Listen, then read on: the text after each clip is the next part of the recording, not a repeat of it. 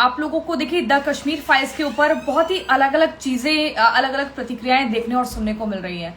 लेकिन एक्चुअल में जो निष्पक्ष पत्रकार है, जिसने निष्पक्षता के साथ उस सन 1990 में इस पूरे टॉपिक को पूरा ग्राउंड से कवर किया था, एंड वो आरती टिक्कू मैम है। उन्हीं की जुबानी हम समझेंगे इस पूरे घटनाक्रम को। ये जानना चाहेंगे कि वहां पर वेदर कैसा है इस वक्त, क्योंकि वो हसीन वादियां पीछे दिख रही हैं। बिल्कुल, देखिए कश्मीर का सबसे खूबसूरत महीना जो होता है वो अप्रैल का महीना होता है। और कश्मीरी पंडितों का जो पहला न्यू ईयर का जो दिन होता है, जिसको हम नवरेह कहते हैं, वो 2 अप्रैल को है।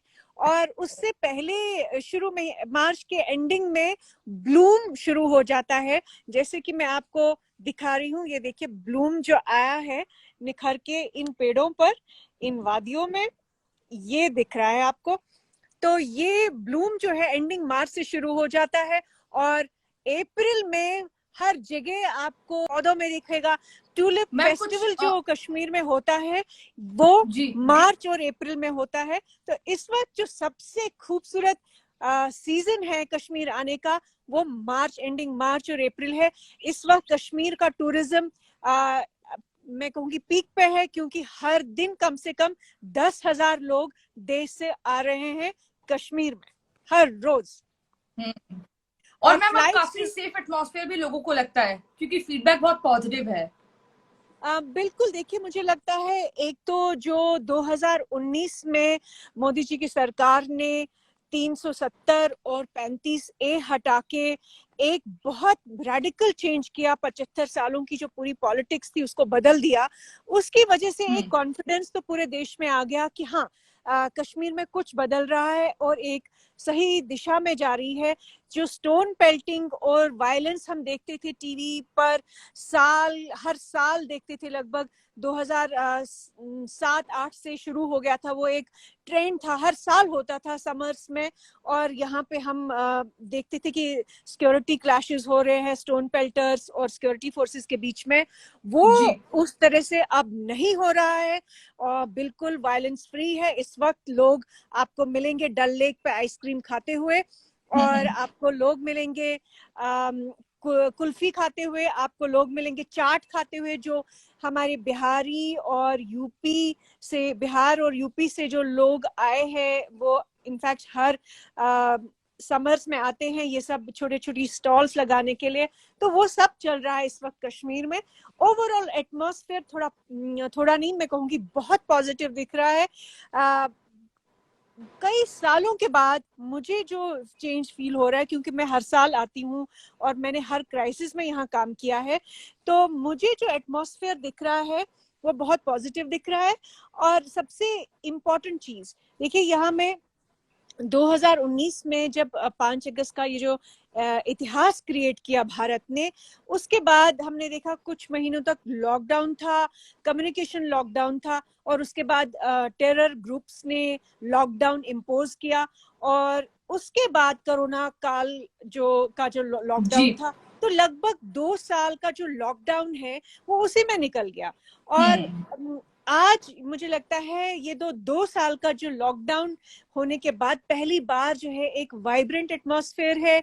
इस एटमॉस्फेयर में डोमेस्टिक टूरिस्ट भी है, गांव से लोग आ रहे हैं, बच्चे आ रहे हैं। टूलिप गार्डन्स, जो टूलिप का 40 दिन का फेस्टिवल होता है, 30-40 दिन का, वो एंजॉय कर रहे हैं। और ओवरऑल मैं कहूंगी पहली बार शायद 32 साल के बाद मुझे कश्मीर में एक नई लहर दिख रही है, एक नई फिजा आपको महसूस हो रही है। मैम यहाँ पर कई सारे लोग हमारे साथ जुड़े हैं, और इसमें से कार्तिक भारद्वाज कह रहे हैं कि आरती टिक्कू जी कश्मीर की गॉडेस हैं। नीशू पीयूष कह रहे हैं कि Aarti ma'am salute to you. तो बहुत सारे लोग हैं। Thank you I am honoured and awed. आपने जो जिक्र किया कि वहां पे एटमॉस्फेयर काफी बदल गया है, लोग आइसक्रीम का लुत्फ उठा रहे हैं, चाट पकौड़ी का, तो ये वीडियोस भी आप जरूर कैप्चर करके इंस्टा पे पोस्ट कीजिएगा, क्योंकि अब सबके मन में पानी तो आ गया है। बिल्कुल, मैं वो सब आपको दिखाऊंगी। इनफैक्ट जितने दिन भी मैं यहाँ हूँ, मैं लाइव आपके साथ इंस्टाग्राम पे डेफिनेटली मैम, डेफिनेटली। मैम अब हम आगे बात करते हैं, क्योंकि आप कश्मीर से ही बिलोंग करते हैं और आपने बहुत ही रूट लेवल पर कवरेज की है, बहुत मतलब निष्पक्ष पत्रकार के तौर पर आप की छवि है। हम अगर कश्मीर फाइल्स मूवी का जब जिक्र करते हैं तो लोग उस मूवी को देखने के बाद बहुत ही भावुक दिखे, भावुकता उनके चेहरे पर कि वो फूट फूट कर रोए हैं थिएटर में ही। और दूसरी तरफ एक नैरेटिव ये आता है कि इसमें थोड़ी सी भेदभाव किया गया है, सिर्फ इसमें हिंदुओं के साथ जो उनको प्रताड़ित किया गया वही दिखाया है, दूसरा पक्ष नहीं दिखाया। उस वक्त मुस्लिम लोग भी थे जिन्होंने ये प्रताड़ना झेली थी। मैम आपका इसमें क्या टेक है, अगर हम उस रियलिटी की बात करें जो आपने कवरेज की थी? देखिए, कश्मीर फाइल जो है रियलिटी का बिल्कुल सही प्रतिबिंब है। जो हम लोगों ने देखा 1989-90 में, उसको उन्होंने बहुत ही, मैं कहूँगी, क्रिएटिव वे में भी, क्योंकि सारा कुछ दिखाना असंभव होता है किसी भी मूवी के लिए, लेकिन उन्होंने ज्यादा से ज्यादा चीजें उसमें दिखाई। मैंने 1989 में मैं एक छोटी बच्ची थी, लेकिन मेरी मेमोरीज जितनी भी है उस वक्त की वो बहुत विविड मेमोरीज है, क्योंकि जब आप कुछ बहुत इंटेंस चीज बचपन में देखते हैं तो वो आपके दिमाग पे हावी हो जाता है। और इसलिए मैं उसके बारे में लगातार लिखती आ रही हूँ, बोलती आ रही हूँ। मैं यहाँ 21 साल की उम्र में मैंने पत्रकारिता शुरू की, और जो भी मैंने देखा, जो भी मैंने एक्सपीरियंस किया, वो सब उस मूवी में है। मेरी अपनी लाइफ स्टोरी जो मैंने कई प्लेटफॉर्म्स पे शेयर भी की है, और आप यूट्यूब में भी चेक कर सकते हैं, वो भी उन्होंने कहीं ना कहीं कैप्चर किया है। तो मैं ये कहूंगी कि कश्मीर फाइल्स पे जो कुछ लोग राजनीति कर रहे हैं, पहले भी करते आ रहे थे, उस वक्त भी करते आ रहे थे। कई लोगों ने देखिए, यहाँ पे जो सेपरेटिस्ट थे, जितने भी आतंकवादी संगठन थे जो पाकिस्तान के बलबूते पे यहाँ जिंदा थे, कुछ अभी भी जिंदा है, और जितने भी ये सेपरेटिस्ट अलगाववादी लोग थे, उनका नैरेटिव था कि कश्मीरी पंडितों को, वो तो खुद यहाँ से निकले, उनके साथ तो कुछ भी नहीं हुआ, किसी ने जुल्म नहीं किया। तो ये जो डिनायल का उन्होंने एक एटमॉस्फेयर बनाया था, एक डिनायल फैक्ट्री बोलती हूँ, एक डिनायल फैक्ट्री उन्होंने खोल दी थी। वो डिनायल फैक्ट्री के लोग जो है सिर्फ अलगाववादी जो मेन थे, हुर्रियत कॉन्फ्रेंस, सिर्फ वो नहीं थे, उसमें नेशनल कॉन्फ्रेंस सबसे आगे थी, उसमें पीडीपी सब भी आगे थी, उसमें कांग्रेस पार्टी भी इन्वॉल्व हुई। और मैं ये लगातार बोलती आ रही हूँ कि आप ये मत सोचिए कि नेशनल कॉन्फ्रेंस अब्दुल्लाज जो है वो सिर्फ कश्मीर तक सीमित है। आप ये मत सोचिए कि मुफ्ती जो है वो सिर्फ कश्मीर तक सीमित है।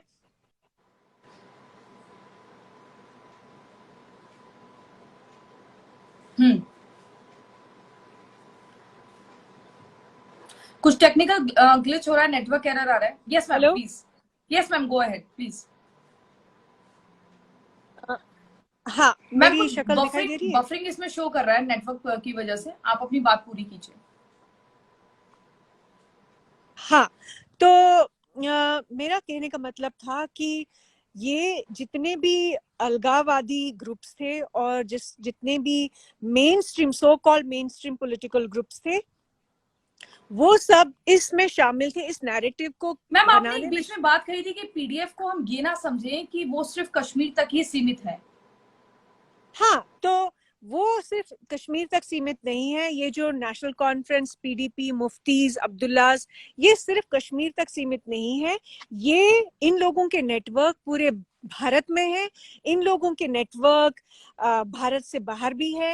नेशनल कॉन्फ्रेंस के पुराने संबंध रहे हैं जेकेएलएफ से, जो कि लंदन में अभी भी जिंदा है, जो लंदन का नेटवर्क उनके साथ जुड़ा रहा है।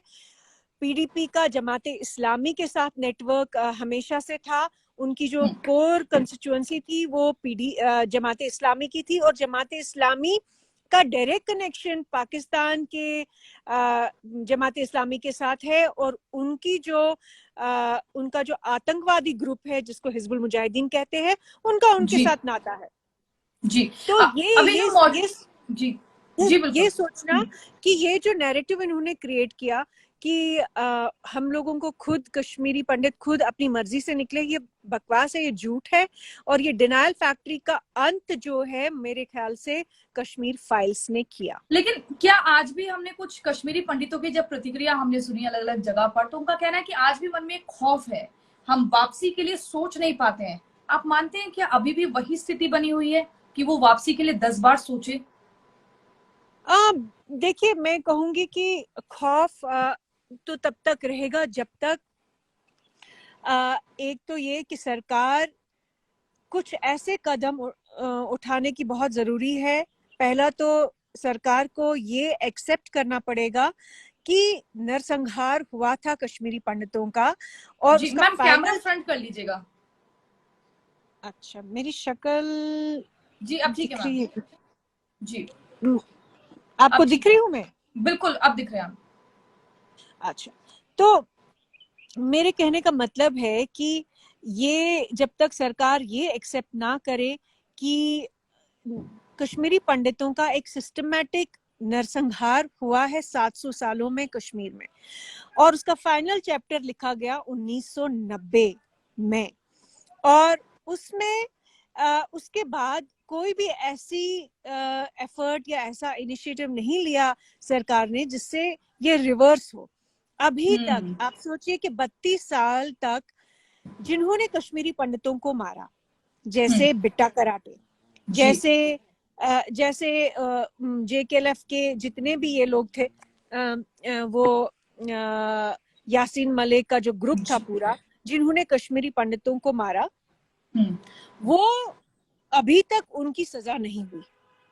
वो अभी तक, मतलब कुछ साल पहले तक तो वो खुले छूट चुके थे, वो तो खुले में अपना खुलेआम घूम मजे ले रहे थे, मजे ले रहे थे। वो कॉन्क्लेव्स और कॉन्फ्रेंसेस में आते थे, दिल्ली में आते थे, बम्बई में आते थे, उनका खर्चा सरकारें चलाती थी। उनको कहीं पे भी जाना होता था, यहाँ से विदेश, विदेश से और पूरे इंडिया में कभी उनके इलाज हो रहे थे सरकारी खर्चे पे। तो वो जब तक वो पूरी तरह से रिवर्स नहीं होता तब तक ये कॉन्फिडेंस नहीं बिल्ड होगा। एक तो ये है। दूसरा कि गवर्नमेंट ऑफ इंडिया को एक्नॉलेज करना पड़ेगा, ऑफिशियली एक्नॉलेज करना पड़ेगा कि नरसंहार हुआ है।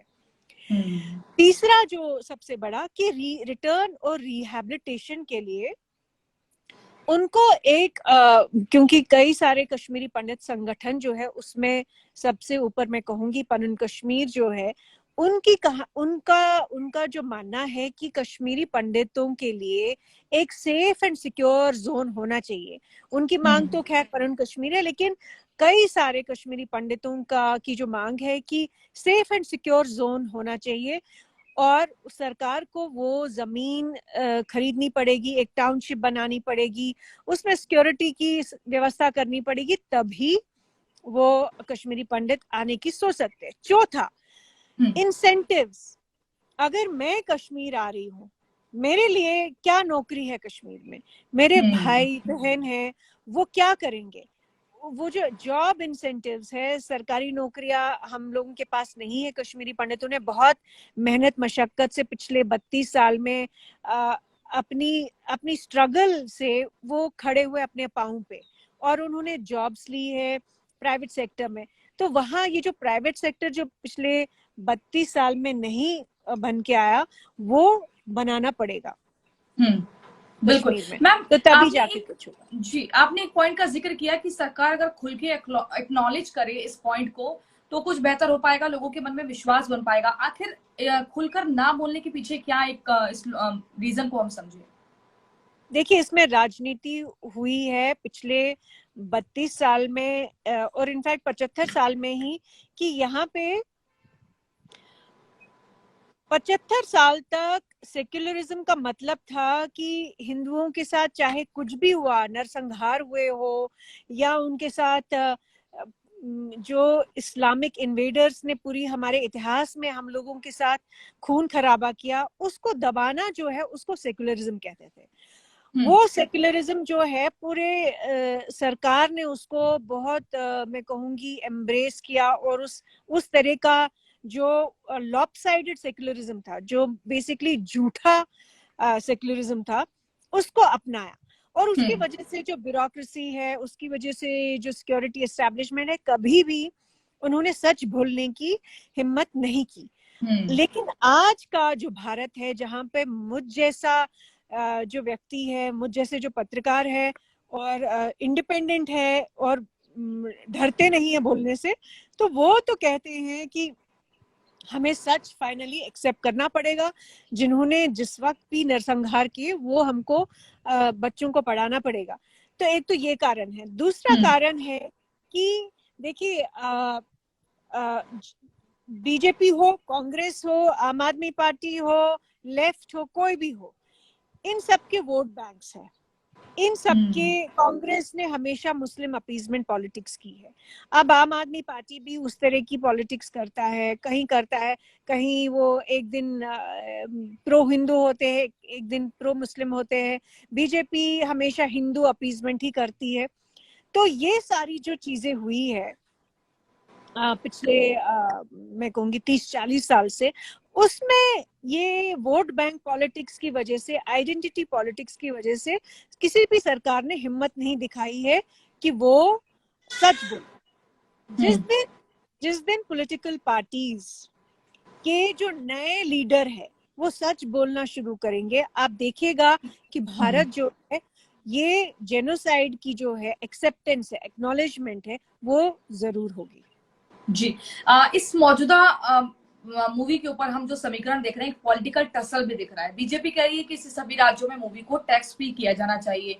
अब दिल्ली की आम आदमी पार्टी सरकार कह रही है कि यूट्यूब पर डाल दो, सब मुफ्त में देख लेंगे, वैसे भी बहुत कमाई इस मूवी के नाम पर डायरेक्टर ने कर ली है।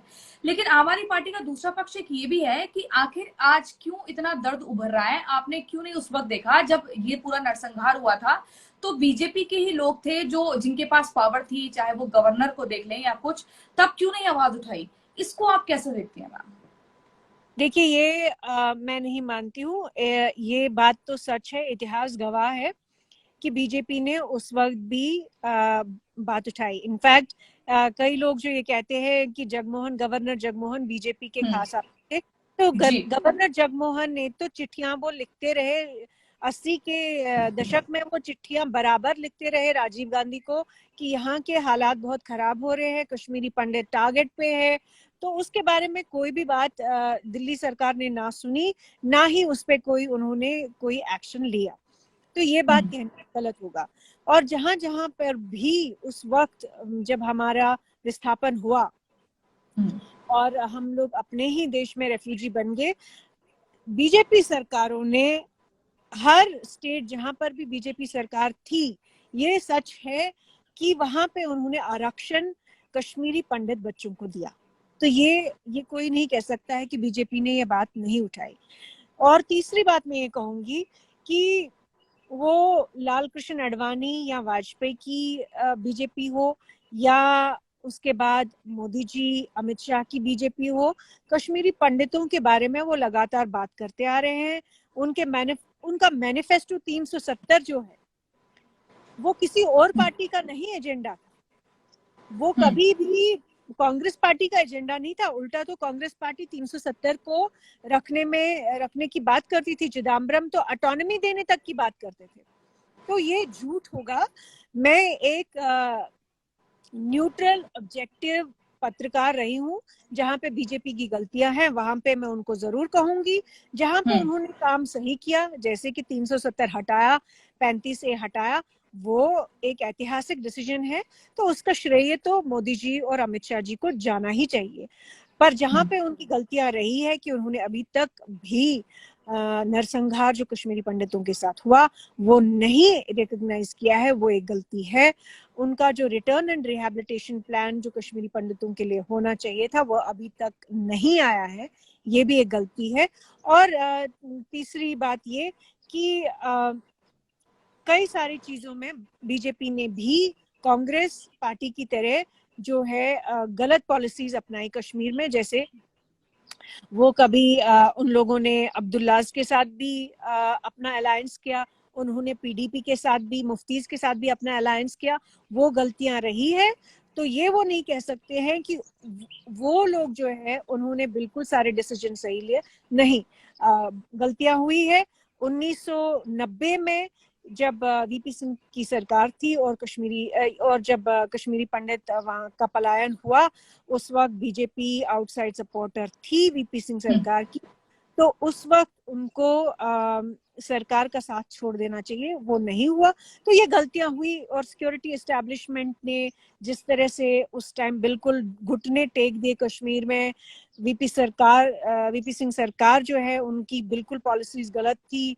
जो नरसंहार हुआ उनके होते हुए वो भी गलत था। लेकिन उससे पहले जो कांग्रेस पार्टी थी जिसने बिल्कुल आंखें बंद कर ली, जो पूरा नरसंहार का जो पूरा प्लान था वो तो 80 के दशक में बन चुका था। 80 का दशक में ही पहला एपिसोड हमने 1986 में देखा और कश्मीरी पंडितों का पहला मॉडर्न हिस्ट्री में जो मैं कहूँगी 1947 के बाद जो पहला मेजर पलायन हुआ 1986 में हुआ, ना कि 1990 में। तो ये मैं कहूँगी कि गलतियां हुई है, लेकिन जहां बीजेपी ने सही किया है वहां सही किया है। जी, चूंकि आपने ये सब चीजें देखी है, जब ये सब नरसंहार हो रहा था, आपने शुरुआत में कहा कि वो चीजें दिमाग में आपके ऐसे दिलो दिमाग में बैठी हुई हैं कि जिसको कभी भुलाया नहीं जा सकता है। क्या मैम कुछ ऐसा है जो इस मूवी में नहीं दिखाया गया हो और आप आज इस इंस्टा लाइव के माध्यम से हमारी ऑडियंस को, व्यूअर्स को कुछ बताना चाहें? कश्मीरी पंडितों के साथ क्या हुआ ये हमने देख लिया, लेकिन कुछ ऐसा मुस्लिम पर्सपेक्टिव भी, अगर कुछ एक नई चीज जो आप बताएं जो आपको लगता है कि उसको इस मूवी में जगह मिलनी चाहिए थी। देखिए, इस मूवी में मुझे नहीं लगता है कि और जगह थी कुछ भी दिखाने के लिए, क्योंकि इस मूवी ने बहुत कुछ दिखाया है। जी हाँ, आने वाले समय में बहुत कश्मीरी पंडितों पे, कश्मीरी मुस्लिम्स पे भी और पूरे कश्मीर पे भी, कश्मीरी सिखों पे, उन सब पे मूवीज बननी चाहिए। और वो सब मेरे ख्याल से इतिहास जो कश्मीर का रहा है पिछले 700 साल का, या पुराना इतिहास भी 5000-6000 सालों का जो इतिहास रहा है, कश्मीर वाहिद एक जगह है पूरे इंडिया में जहाँ का इतिहास, डॉक्यूमेंटेड इतिहास जो है 5000 का है, 5000 सालों का है। तो वो किसी ना किसी दिन किसी को दिखाना पड़ेगा। इस मूवी के बाद अगली मूवी मुझे लगता है एक मेजर एपिसोड जो है, मेजर इशू जो है कि इंडियन सिक्योरिटी एस्टेब्लिशमेंट ने कहाँ गलतियां की, कहाँ उनके लैप्सेस हुए कि ये नरसंहार हुआ, कि कहाँ उनकी पॉलिसीज, जो मैं दुल्लत डॉक्ट्रिन के बारे में बोलती आ रही हूँ, वहां उस डॉक्ट्रिन की वजह से कितना नुकसान हुआ है लोगों का, यहाँ पे कितना नुकसान हुआ कश्मीरी पंडितों का, कितना नुकसान हुआ भारत का, उस पर भी एक फिल्म बननी चाहिए। मैम, आजकल तो क्या हो रहा है, द न्यू इंडियन की टीम जहां पर भी ग्राउंड कवरेज के लिए जा रही है तो द कश्मीर फाइल्स का हम जिक्र जरूर सुनते हैं। और उसी से जुड़ा यहाँ पर किसी ने एक कमेंट भी किया है, कश्मीर फाइल मूवी के बाद सच जानने वाले लोगों की तादाद बढ़ गई है। इससे हम वाकिफ है कि इससे पहले सिर्फ चुनिंदा लोग ही जानते थे अपने ही देश में निर्वासित जीवन जीने पर मजबूर पंडितों के साथ न्याय होना चाहिए। मैम, आपको लगता है कि अगर आज भी ये मूवी नहीं बनती तो 32 साल बाद भी उतनी ज्यादा संख्या में लोग अवेयर नहीं होते, जागरूक नहीं होते, उन्हें पता नहीं चलता कि किस तरीके से नरसंहार हुआ था, किस तरीके से कत्लेआम हुआ था, महिलाओं के साथ, औरतों के साथ रेप किया गया था? आपको लगता है कि अगर मूवी ने मतलब एक बहुत बड़ा योगदान दिया है? बिल्कुल, बहुत बड़ा योगदान है विवेक अग्निहोत्री जी का, अनुपम खेर जी का, भाषा सुमली का, पल्लवी का और दर्शन कुमार का, इन सब का योगदान है और मैं तहे दिल से उनका धन्यवाद करना चाहती हूँ। और ये जो कंट्रीब्यूशन है, देखिए सिनेमा जो ओवरऑल है, सबसे बड़ा माध्यम सिनेमा है किसी भी सच को दिखाने को, झूठ दिखाने के लिए। जो भी इम्पैक्ट जो सिनेमा का होता है वो किसी और माध्यम से नहीं होता, न्यूज मीडिया से भी उतना इम्पैक्ट नहीं होता। तो सिनेमा में उनका डेफिनेटली सबसे बड़ा कंट्रीब्यूशन है, क्योंकि 32 साल तक किसी ने ये ऐसा फिल्म बनाई नहीं, दिखाई नहीं। और दूसरी बात की जो रीच है, और इसमें कई सारे सरकारों ने, कई सारी मोदी सरकार ने भी, जहाँ पे भी बीजेपी सरकार है, वो इस फिल्म को आगे लोगों तक पहुंचा रही है। तो मुझे लगता है कि ये कंट्रीब्यूशन डेफिनेटली विवेक अग्निहोत्री जी का है। लेकिन पर राजनीति होना वाजिब नहीं है कि हम अपने राज्य में टैक्स फ्री करेंगे या नहीं करेंगे, इसको तो सबको पता होना चाहिए। बिल्कुल, मुझे नहीं लगता है कि इस पे कोई राजनीति होनी चाहिए, और मैं ये कहूंगी कि इसमें वाकई धन्यवाद करना पड़ेगा जो जो भी सरकारें ये दिखा रही हैं, टैक्स फ्री दिखा रही हैं, या कोशिश कर रही है कि लोगों तक पहुंचाने की कोशिश कर रही हैं। ये जी ओवरऑल एक नेशनल इंटरेस्ट में ये एक मूवी है। इसमें मैं कहूंगी सरकार का भी धन्यवाद है, क्योंकि जो विवेक अग्निहोत्री जी ने किया है वो बिना सरकारी मदद के नहीं हो सकता था। Correct ma'am. और नेशनल इंटरेस्ट के साथ आपने जो जिक्र किया है, अभी 2 दिन पहले ही इसे इंटरनेशनल क्रेडिट भी मिल गया, सर्टिफिकेट भी मिल गया कि वहां पर भी आप दिखा सकते हैं। तो ये इंटरनेशनल लेवल का इंटरेस्ट बन रहा है, अब हर कोई जानना चाहता है। बिल्कुल, देखिए इसका हम कंपैरिजन शिंडलर्स लिस्ट के साथ कर सकते हैं। इसका कंपैरिजन हम जितनी भी जूइश होलोकास्ट पे मूवीज बनी हैं उसके साथ कंपैरिजन कर सकते हैं। और ये इतिहास में इंटरनेशनल सिनेमा में भी एक खास जगह लेके रहेगी, क्योंकि एक सिस्टमैटिक जेनोसाइड जो 700 साल हुआ, उसका फाइनल चैप्टर जो 1990 में लिखा गया हिंदुओं के खिलाफ, कश्मीरी हिंदुओं के खिलाफ, वो इस मूवी ने वो कैप्चर किया है, और इतिहास में इंटरनेशनल सिनेमा के इतिहास में ये जगह बनाएगा। मुझे लगता है अब हमें ये यहीं पे इस बिल्कुल मैम, बिल्कुल। अंत करना और ये चाहिए। बहुत ही बेहतरीन तरीके से आपने पूरी इन डेप्थ बता दी है, शुरू से लेके अब तक, क्या इसका राजनीतिक समीकरण रहे और क्या इसका इतिहास रहा।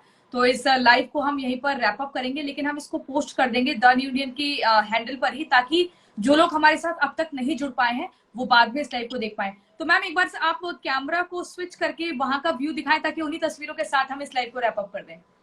अब आप देख पा रही हैं? बहुत ही यस मैम, बिल्कुल, बहुत शानदार है। तो ये अद्भुत नजारा है कश्मीर का। जो लोग अब तक कश्मीर नहीं गए हैं या चाहत रखते हैं कश्मीर जाने की, वो यहीं से इन तस्वीरों को देखें। तो मैम ये पर्टिकुलर इस वक्त जगह कौन सी है?